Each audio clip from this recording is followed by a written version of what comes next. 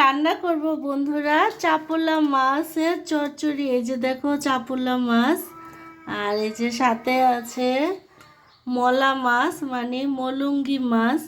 তো ছোট মাছের চচ্চড়ি করব। এখানে সব ধরনের হলুদ মরিচ মশলা আদা রসুন সব দিয়ে নিয়েছি। এখন তেল দিয়ে দিব বন্ধুরা পরিমাণ মতো।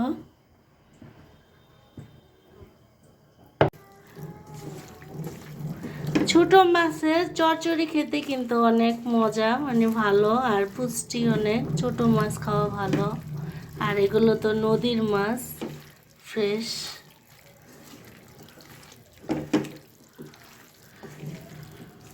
পেঁয়াজ পাতা দিয়েছি বন্ধুরা, আর একটুখানি বেগুন, মানে 1 পিসের মতো।